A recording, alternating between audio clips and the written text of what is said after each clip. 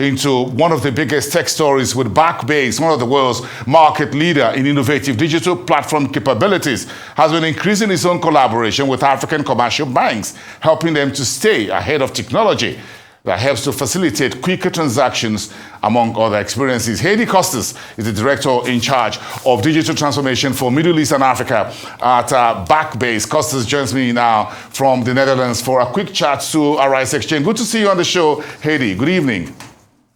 Good evening. Thank you. Hi, Bosun. Great. Talk to me about how banks in Africa, including Nigeria, can optimize new technologies that help them raise their level of services alongside their peers in developed markets. Well, there's a lot they can do. There's a lot they are doing. But as we all know, they're not moving quick enough. The elephant is not yet dancing. But what we are watching at Backbase is really the rise of artificial intelligence and how it's being used, particularly in East and West Africa. If you look at it, I mean, just the market in Nigeria alone in artificial intelligence and financial services, we're looking at around 28% growth year on year, and that's going to continue until about 2030. It started with the basics, right? We all know about Access Bank's Ada, Sterling Bank's Kiki, UBA's Leo. Everyone had a chatbot. But more and more banks are playing in the space of artificial intelligence to really help with risk management, fraud management, and lending. Interesting, but you know, banks, I'm trying to find out how they can effectively navigate when you talk about solutions that they need for banking experience. Should they go or just buy off the shelf, or they need customized solutions to suit local requirements? You think there are different nuances across the various markets? You talk about East Africa, different from West Africa. If you look at North Africa and a bit of a more developed South African market in terms of banking experience, technology adoption and things like that. It's a bit of both. I think the understanding is that most of the banks are starting to realize that building their own internal digital shops, which are heavy and customized everything from the ground up, means that there is this cost of delay. They end up building the plumbing, and in that building the plumbing, they lose the market entry. Whereas if they had bought early on, gotten platforms to take care of the plumbing, and then only used customization or internal build to differentiate themselves, they would have been able to be more competitive. So we're seeing a little bit of both. I'm definitely seeing mostly, if we look at East and West Africa, a lot more need for localization and differentiation, whereas often the more traditional markets like South Africa tend to take on some of the more Western ways of banking, and therefore it's easier for them to buy off the shelf. Interesting, but when you talk about partnerships with tech providers, you're talking about Backbase, for example. You folks were set up as a private company, and you want to play in fast-tracking digital transformations, in particular for Nigerian banks that wants to go through another round of recapitalization, for example, and we'll, of course, expect them to get a higher regulatory capital, but they need more technology solutions associated with Nigeria's population and consumers'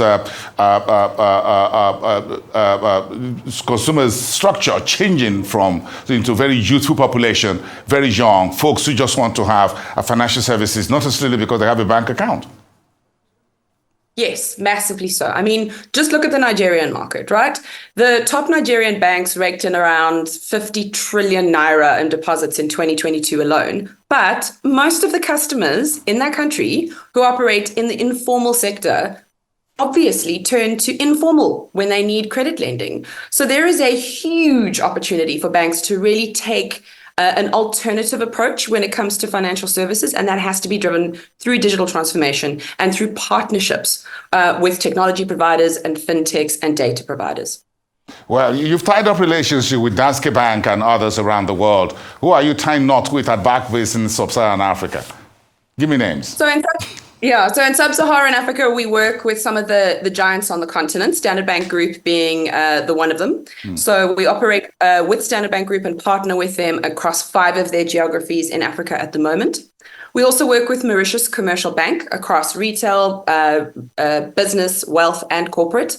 I&M Bank in Kenya, National Bank of Bahrain, if we move a little bit further, the LIB in Libya, and then also on the West African space, we're working early stage partnership at the moment with Jim et Moi, so moving more toward the payment space. But you've got opportunities across sub-Saharan Africa, including West Africa. If you look at whether French-speaking West Africa, with banking groups such as Vista, Bank of Africa, across a number of countries in West Africa, and all of that, including Nigeria. So, what further opportunities are you seeing to deploy what you have at Backbase to support Africa? If you look at the Pan-African payment settlement system, which you were putting behind the whole intra-Africa trade and all of that, how does that all come together in terms of what is available for banks and what the customer experience will be moving forward? So Backbase is primarily what we call an engagement banking platform. So because we focus on taking disparate back-end experiences, that spaghetti architecture that a lot of banks and payment providers deal with, we see massive opportunity for bringing that all together. So a typical banking consumer or small business is able to have a joined up experience. So if we look at West Africa, we're not only working with big banking groups like First Rand Group and looking at how do we transform their experience in Ghana, for instance, but also looking at, as I said, payment providers. So how do we link up the experience, not just with one bank, but many, many banks across payment switches like Jim? That's what I'm looking at this. When you see the various mergers and acquisitions across Africa, for example, Access Bank doing deals in East Africa, then you've got for example, the Equity Bank Group making very big inroads into the DRC, for example. So you've seen banking experiences and culture changing hands from one region to the other. How does it all come together? Is there something there that can help streamline the various cultures and experiences across various jurisdictions in Africa, for example? Yes, and the exciting thing for me, particularly as someone who has a deep love for our continent, is seeing some of the international banks, while they are maybe looking elsewhere, the rise of the African conglomerate is really where it's coming in. Like you've said, with Equity, EcoBank, and even the more traditional banks like Standard Bank Group. For me, that means that what we're really going to start seeing is centralization of experience with an understanding of local nuance. And that is only possible when the conglomerate operates Pan-African, but understands our market so much better than a big global bank would. Interesting, Heidi. We're going to be keeping an eye on what you're doing from out there in Netherlands. If you're touching base with any Nigerian banks, let me be the first to know. Let the Arise Exchange be the first to know.